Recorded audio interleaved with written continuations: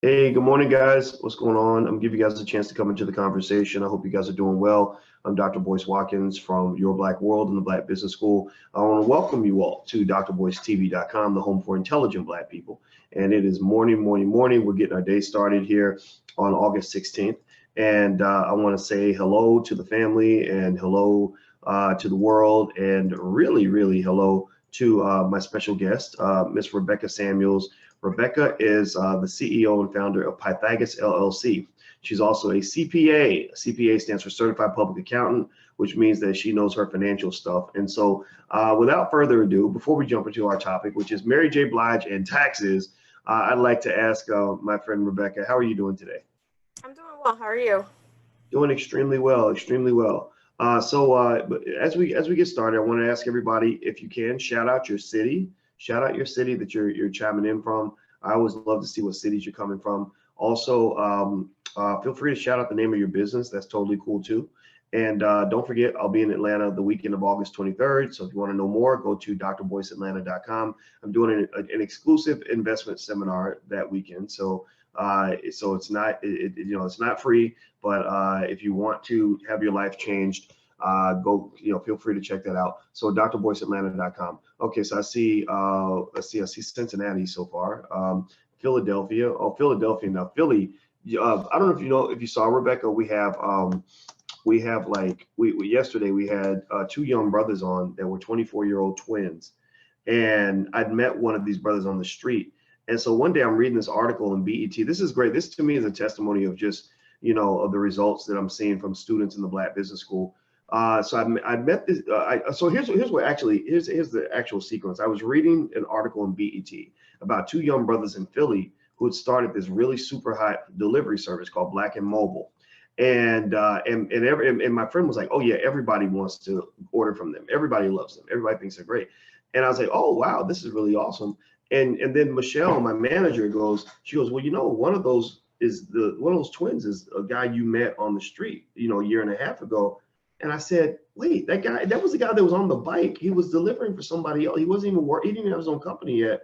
And he was all enthusiastic. He was all pumped up. He's like, "You're Dr. Boyce Watkins, and I'm in the Black Business School." And I just thought it was awesome to see him and his brother, David. And gosh, I gotta go look up the other brother's name, but him and the two twins that went out here and just built something great. So I thought that was really cool.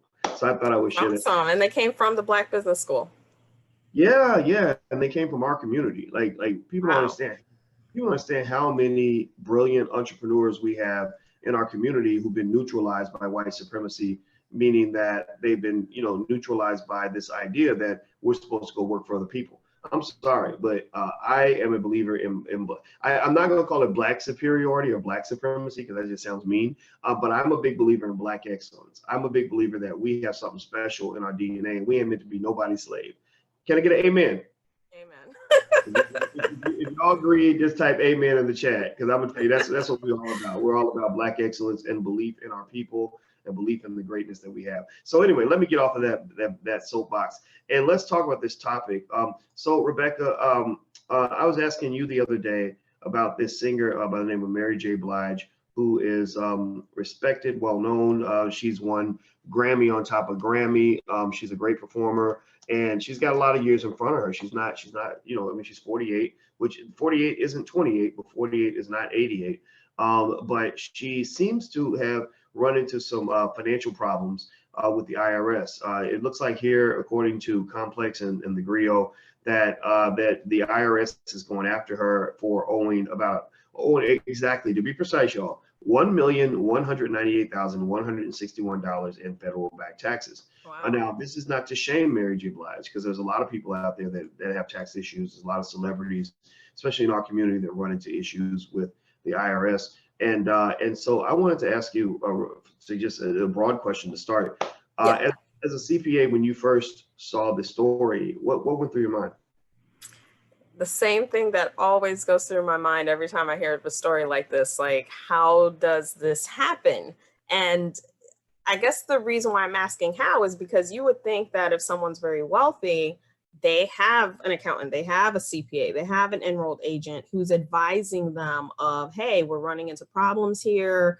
or we need to find a way to save you some money, or you would think that they would have a trusted advisor that would prevent the problem from getting this bad. And obviously, I don't know her situation. That tax debt could have been created in 1 year, could have been created over a period of years. But when we're talking about to the tunes of millions of dollars and you're a well-known celebrity, it's, again, how does this happen is the first thing that goes through my head. So, I'll say this, I'll give you some more details and I'll kind of get more of your take. Now, I know that you're not Mary J. Blige's accountant, so there's only so much we can comment on, but I'm sure some things ring a bell for you and kind of strike a chord. And this is important for you guys to understand. You guys want to make money. You guys want to build wealth. You're going to have to deal with three things: the I, the R, and the S. And those are three things you don't mess with. And now I want to ask you this. Now, some people are mentioning her husband. Monique is saying, yeah, her husband was her manager. Her ex-husband did it. That's why her business, y'all business, a dirty account. Okay, I can't read all that, Monique. You gotta. I'm not good at I'm not good at ebonics, girl. I love you, but I can't read the ebonics so well. I'm messing with you. But I think that what she's basically pointing to is something a lot of people point to. First thing they point to actually in the article in the Griot is Mary J. Blige's ex-husband, Kendu Isaacs, and how Kendu was her business manager, and basically Mary's described her business, Kendu as a con artist. Now, mind you, she was once in love with this con artist. She stood by this con artist for many years. She watched him. Right. So I think we got to be cautious when we're putting our problems on other people like that so quickly and averting our own responsibility. I think that's a little bit of an issue. But what do you think about that? I mean, when you hear that, that it was the manager, or it was the ex-husband, or it was the accountant that did it. I mean, again, I always feel like if you have a business, you shouldn't just have one person that you're relying on for advice, right? If you are the creator of a business, you should have a team. Usually in a well-organized business, they call it your board of directors. And these people advise your business or advise you on specific areas about your business and how to make sure things are taken care of financially, legally, that sort of thing. So even if it was just the ex-manager, husband, whatever he was, where was the team? Again, we're talking about someone with major celebrity status, won awards, made tons of money. She's well known, right? I can't believe it's just one person that was involved. Now, if it is, then shame on Mary, right? I mean, you can't just entrust your whole entire financial well-being to one person who's your quote unquote manager who may not have the experiences and everything else. But I find that really hard to believe. So my question is, where was everyone else? Who was doing your taxes this entire time? What types of advice they were giving you? If you were doing your taxes yourself, then, I mean, that could maybe explain some things, but. Well, the IRS, I'm gonna tell you, the IRS is like, can you hear me? Yeah. Oh, okay. The IRS is a little bit like, financial blood pressure, where blood pressure, when you die from blood pressure, like you have a stroke or whatever from your blood pressure being too high, they call blood pressure the silent killer. Like, you have people, they think they're super healthy one day and the next day they're just dead, right? The next day that shit just creeps up on you. And I feel like the IRS, perhaps, I don't know, inadvertently or not, it seems like they lull people to sleep. Like it seems to be, and this is my theory, that they give you the impression for years that everything's good, that they're not noticing that, $1 million a year you're making that you're not reporting, that they're not, that they're just not paying attention, that they ain't woke, about your financial situation. And then it's like, bam, like they come back and they're like, oh, we went back over your returns for the last 5 years, right? Now think about this, you're making $1 million a year, but 5 years, you made $5 million. And if you've been reporting wrong all that time and they go back and reconcile that number, then it's like you're being body slammed and hit in the face with a massive debt. Like, I don't, I mean, student loans are bad, but I think IRS debt is even worse. Oh, that's even worse. I would say it's even worse because they are relentless when it comes to going after their money. So let's talk about that, right? Statute of limitations. This is something I like to go over with people all the time, because especially me handling crypto clients, I have a lot of crypto clients, some who have tons of gains over the years and are now coming back to the fact that they have to pay taxes on cryptocurrency profits. People, like you said, people are lulled to sleep. Like, I submitted my tax return, it wasn't rejected, I haven't gotten any notices, and then all of a sudden, years later, a whole bunch of stuff comes up. So the statute of limitations with the IRS is, let's say you made a tiny mistake on your tax return, transposed a number, wasn't that big, it wasn't material. Well, the IRS has 3 years to come back and say, hey, you did something wrong here, and here's your tax bill. If they don't come up, 3 years, that's it. But if you understate your income by 25%, now depending on how much income we're talking about, that could be a lot, or it could be very little. But if you understate your income more than 25%, then they have 6 years to go after you. So that's 6 years after you submitted the tax returns. They can come back and say, hey, you owe us additional money, or they can come back and change things, or that sort of thing. Now, if you've committed fraud, well, now the statute of limitations is indefinite. And this is why, when we're talking about the whole Trump tax return things, that's why people keep pressing it, because if there was any fraud committed, technically the IRS could come back to something back in the 1980s and bring it up. So that's the 3 areas that you want to think about. And fourth point I want to make, you actually have to file your tax return in order for those statute of limitations to start. So if you were working in 2016 and you haven't filed your tax return in 2016, the statute of limitations haven't started. So the IRS can come back at any point and bring up those numbers in 2016. But once you file the return, the statute of limitations starts, and it falls into one of the buckets, 3 years, 6 years, or indefinite, depending on your circumstances. Wow. Everybody, I'm talking to Rebecca Samuels, CPA. She's the CEO and founder of Pythagus LLC. Your website is pythagus.com, Pythagus, right? Yes. Pythagus. Okay. Everybody type that in. Rebecca, she's really good at what she does. I respect her tremendously. And if I didn't, she wouldn't be here right now. She has a lot of really good insights on this kind of thing. Please hit the thumbs up button, share, and subscribe button. And just to remind everybody, don't forget that September 27th, that weekend, is the All Black National Convention. So if you are a super Black person and you like being Black and you like being around Black people and you want to network and fellowship with other Black people who think the way you do, go to allblacknationalconvention.com. It's in Houston. Go and get your tickets in your hotel now before it fills up. That's allblacknationalconvention.com. So Rebecca, let me dig in and go a little deeper then. It's crazy because it just reminds you, like when Diddy used to say, more money, more problems. And it's very true. It's so true. Yeah. And my heart goes out, to Mary. I don't make any assumptions about what kind of person you are. I see people make, I saw somebody here say there was probably drugs or something like that. It could be. I mean, she had the drug issue, but you ain't got to be, you ain't got to have a drug problem to have tax problems, so I don't know. Maybe Mary had, maybe it has nothing to do with drugs. And I think Mary, it's interesting. I mean, I'm going to read some of the stuff here, and I like any thoughts that come to mind for you as an accountant. It says Blige, who's 48 years old, has been in battle with a number of money woes over the years. In 2013, it was reported that she owed $3.4 million in unpaid income taxes. She was also sued for defaulting on bank loans in late 2012 and early 2013, one for $2.2 million, the other for $500,000. After divorcing her former manager, Kendu Isaacs, divorce is a major wealth killer. In 2018, Apex Bank reportedly sued them both after they failed to make payments on a home. They were ultimately cleared in the foreclosure case, but property owner Golden Venus LLC won a $60,000 lawsuit against the former couple for breach of contract. $60,000 is not a big deal for a Mary J. Blige. I mean, she makes that.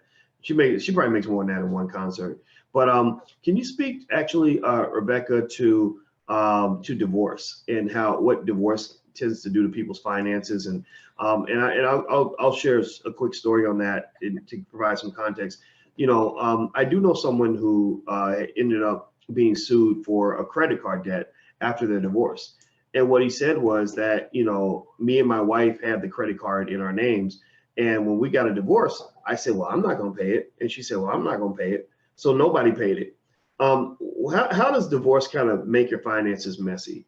Oh gosh, I hear it all the time that people cut their nose off to spite their face. And that's usually the saying when it comes to divorce, where that means, if the face is you'll cut your nose off, knowing that it's an essential function. You need it to smell, but you'll gladly rip it off, which would be like your spouse, just to spite it, just to spite the situation. And I see that happen a lot in divorce. Fortunately, I don't have any divorced couples right now. The clients that I have are getting married, which is awesome, because now they're seeing the tax benefits of being married, especially when your spouse doesn't make as much money as the top income earner. But that's another topic for another day. Yeah, in this situation, when we're talking about debt, especially IRS debt, once you're married, his problem becomes yours, your problem becomes his. Obviously, there are ways to keep things separated.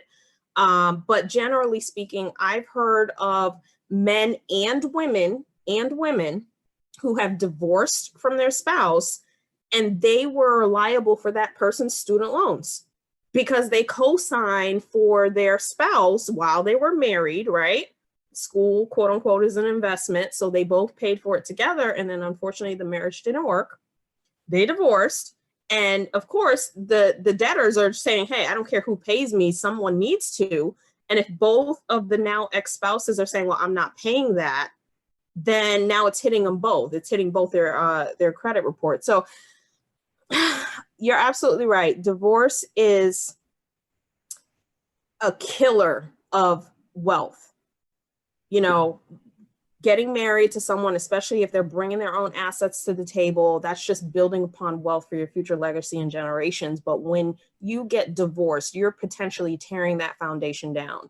So it's quite often sad, but tax debt, student loan debt, if both of your names are on it, guess what? They're both going to come after you.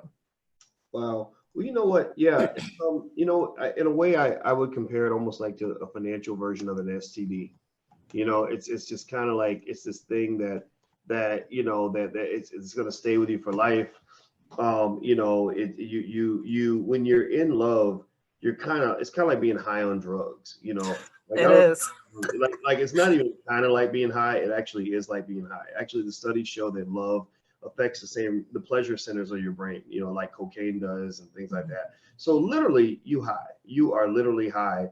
And and when you're high, you don't always make the best of decisions, and so ultimately you see a lot of people walking around that are in recovery or that are damaged. You think about somebody who's used drugs, hard drugs for a long time. It starts to, you can see it on their face. They're kind of worn down, kind of torn apart. And I think there's like a financial analogy to that. Like, a lot of times when you see people that have gone through a crazy marriage and crazy divorce, they're kind of, financially, their finances are just kind of crazy all over the place, really messed up. Like Mary, I don't know what year she divorced Ken Isaacs, but I think it was a while back. Yeah, it was a while back. I want to say like early, like 2013-ish or something like that. Because I remember when he was going after her for spousal support. Yeah, it wasn't like this happened like last week, and that's, in fact, actually that's another funny topic. But actually, before we do that, I want to show you something really funny. I literally found this picture on Google real quick, and I want you to look at this picture. Tell me if you can see it. This is a picture of 3 dogs. One is single.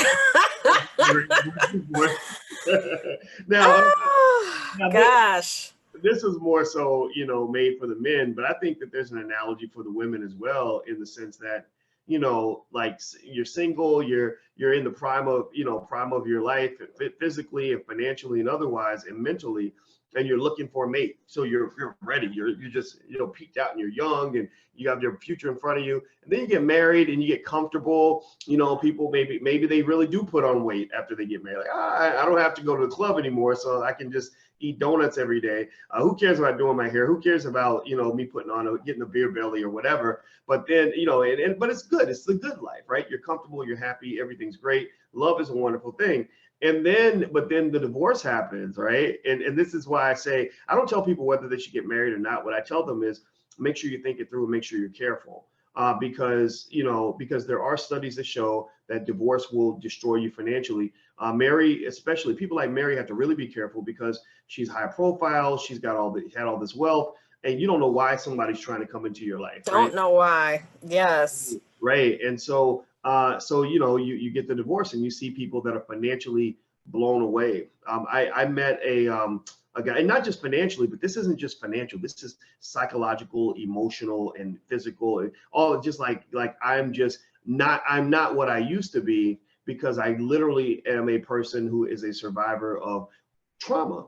In many cases, people that go through divorce is traumatic. It's the death of all your hopes and dreams and everything that you thought was going to happen. And you're angry. And most people, tell me yes or no if you guys can relate to this. Like, you think about, the person that you love so much. I mean, this is the person you were willing to die for, ride or die with that person. And then you think about some of the worst things that ever happened to you. It twists your stomach. Like, it's almost like, I really believe some people get PTSD from their relationships. I really believe that. And it affects everything else. And so I'd almost say that marriage, especially for somebody like Mary J. Blige, where there's so much money involved, marriage really we have to start looking at marriage as what it is, which is a business contract, as much as it is an emotional agreement or a love-based agreement. What do you think about that? Well, I agree with that. I mean, I'm divorced, and unfortunately, my marriage ended due to infidelity. But what I noticed, I guess psychology wise, is I started losing weight. I was so depressed. So that meme that you just showed resonated with me, right? Because I lost a lot of weight. I was down to 120. And if you see me and you see me in person, you see who I am, and you're like, wow, you got really skinny. Yeah, I got really skinny going through the depression of being divorced and the broken dreams gone and everything else like that. But I will say that it was probably better for me to have gone through that, because financially I was rebounding. Unfortunately, I was married to someone that didn't contribute to the assets to the pool. Oh, sorry. So, when you're the person that's constantly giving and not receiving as much as you're giving, that also wears on you after time. So that's something that you want to think about. And I truly believe you. If I am fortunate to get married again, not only will that person be my best friend, that person also will have to have business acumen. He has to be building something. He has to come to the table with something, because I want to make more for us versus just me being the only person that's contributing to something and the other person eating off the plate. But yeah, that's my take on it, having gone through that myself. Well, everybody, I'm speaking with Rebecca Samuels, CPA. She is the CEO and founder of Pythagus LLC. That's Pythagus LLC.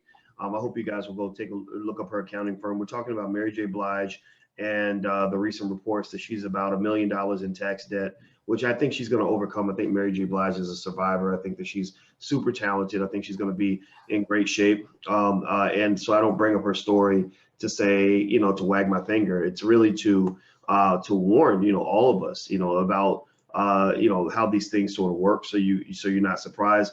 And just so, by the way, everybody, if you could hit the thumbs up button, please hit the thumbs up, share, and subscribe button. If you're on Facebook, if you could share this to your page, that really helps us, because it helps us fight the deboosting algorithm where they unboost posts. Like, I have over 250,000 people on my Facebook page, and they'll alert maybe 500 people when I go live. I wish more. It is what it is. Yeah, I will just say this. While you were talking, the reason you heard the background noise is because I hate how all the websites start playing video without. Oh.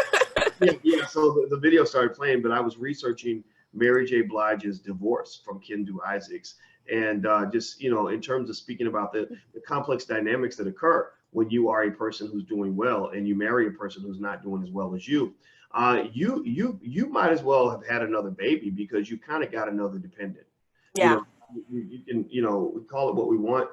People make all the promises in the world, like, oh yeah, I don't want your money, I love you for you, and they probably do love you for you. But if they're divorcing you, they don't love you for you no more. They sometimes that the agenda may change, once when their feelings for you have changed. They might say, well, I loved you for you and I didn't want your money before, but now that you've done this to me, oh, I want to take all of your shit, right? You've seen that. You've seen people go from, very close, I love you, mwah, mwah, mwah, mwah, mwah, to I can't stand that blankety blank. You know what I mean? Like this person, they're terrible, and I'm normally I'm a loyal person, but with this person, I'm not loyal because if you wanted my loyalty, you shouldn't have done this, this, and this. I don't agree with any of that. Like I can just say that point. I thought about that a lot, and I remember thinking, if I already know who I'm going to marry, by the way. So y'all ladies, I'm not available. I'm not on the market, and I thought about it. I said, what does it really mean to be loyal to a person? What does loyalty really mean? And to me, loyalty is a concept where my loyalty to you should not be contingent upon what you do to me. It's not. I had to grow into this, right? Because when I think about the most loyal people I've ever known, the people that I just will go to the ends of the earth for, they were loyal to me even when I fucked up. They were loyal to me even when I wasn't so nice to them or I let them down. It wasn't like, oh, well, I was loyal until you did this, right? I think loyalty is something that you come to on your own. So I decided, I said, when I marry this woman, I'm going to be loyal to her, right? Loyalty means you'll never, ever, I don't care what happens when we get married. I'm realistic enough to know that divorce happens. And you can say all day like, oh, it won't happen to us. Yeah. You and 50 million other people have said this, right?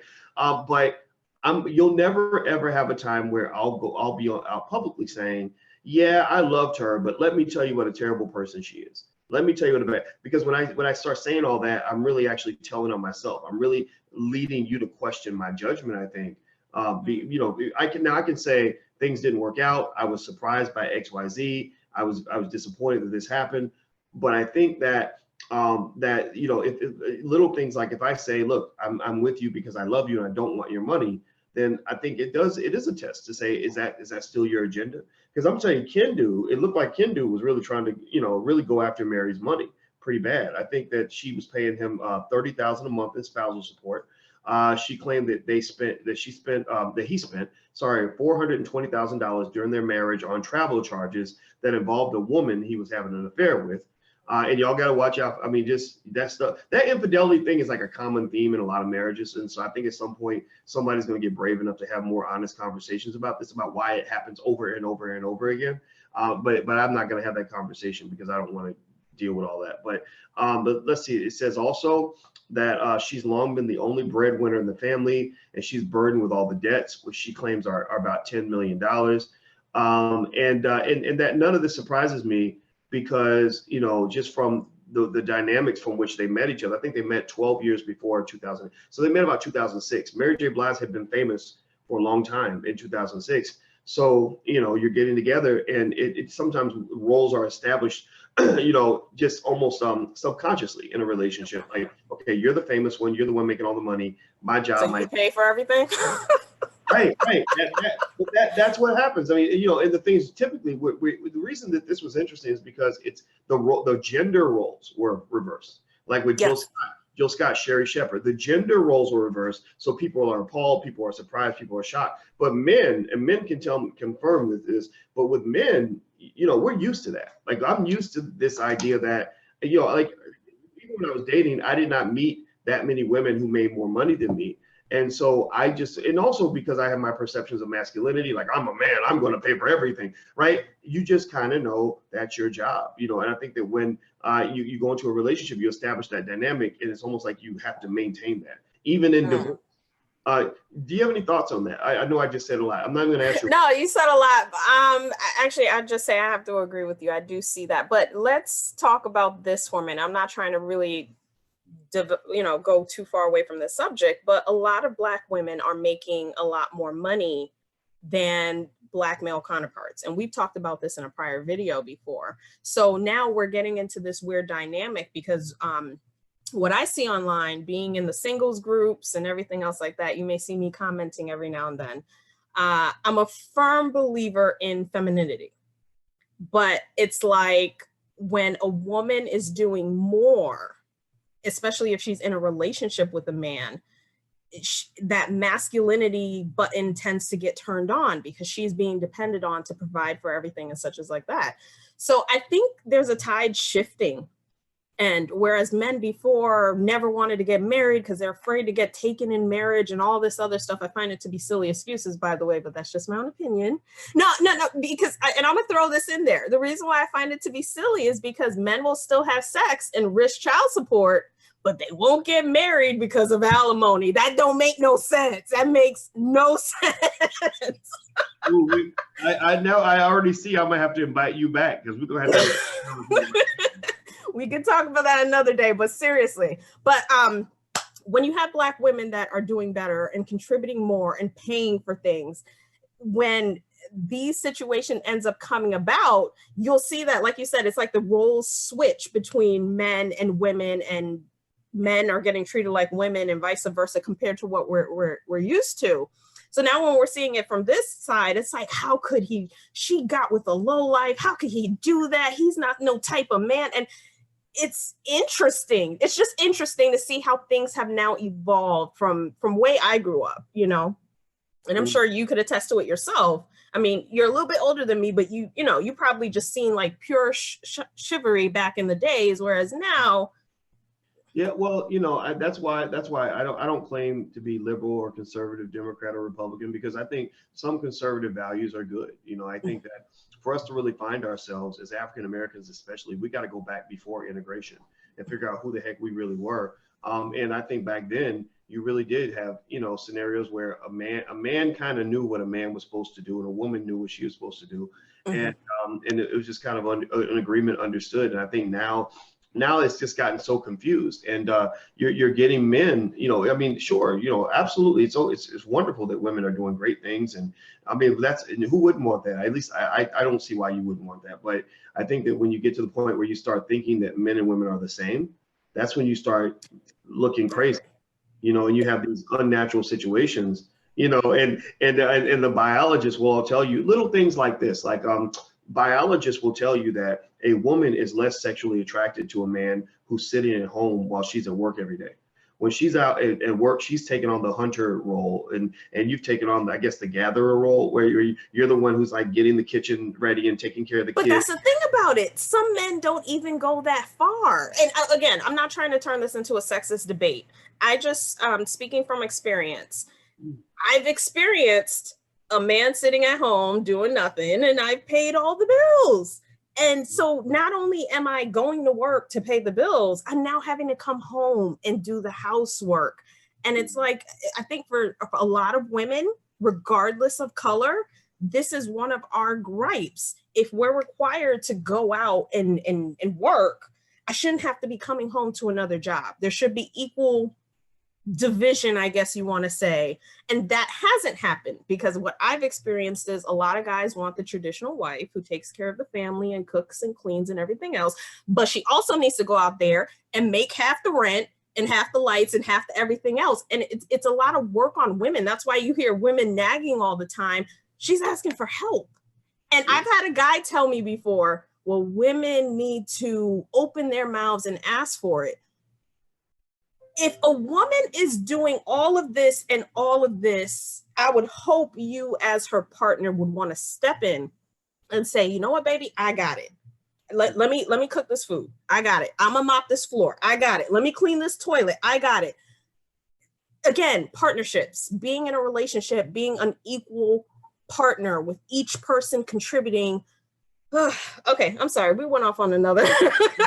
We have to talk about that on another video. I think those are important things. But I mean, to that point, we were digging into earlier. There is, though, also science that says that a man who works is a more attractive man.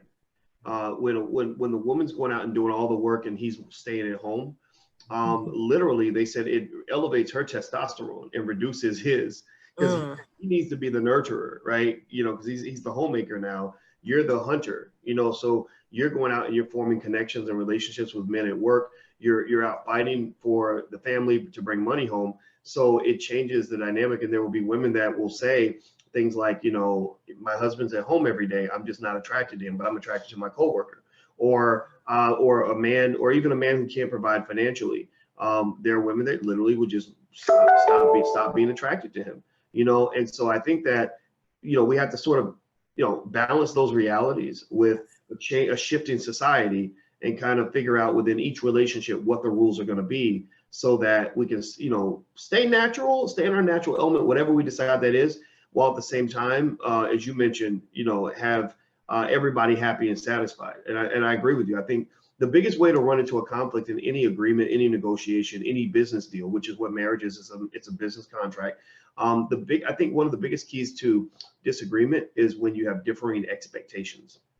You know, like I apply for a job, you're expecting to pay me $50,000, I'm expecting $350,000. We ain't gonna be able to make a deal. It ain't gonna work. It ain't gonna work. So anyway, I'm gonna let you go, Rebecca. You have been awesome, and I've learned a lot from talking to you, as always. I hope you guys will take a second and give Rebecca a digital round of applause for taking her time and bringing her expertise to the community.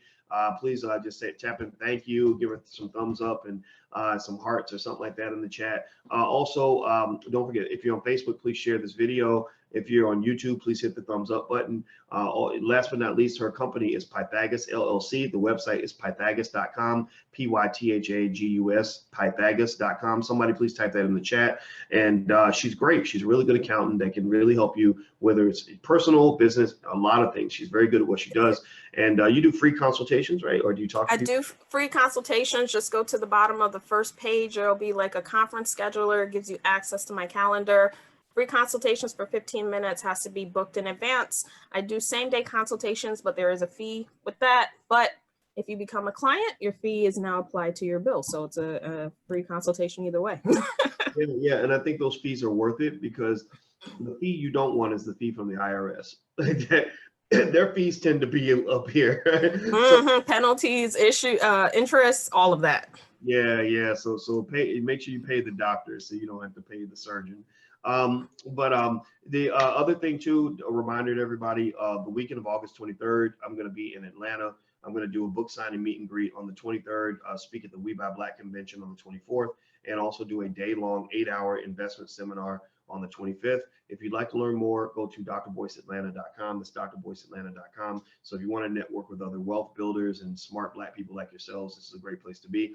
Also, don't forget, All Black National Convention happens the weekend of September 27th. You can learn more at allblacknationalconvention.com. That's allblacknationalconvention.com. So thank you very much, Rebecca. It was wonderful, as always. Thank you. All right. All right. Talk to you soon. You guys have a great day. See you soon. Bye, Rebecca.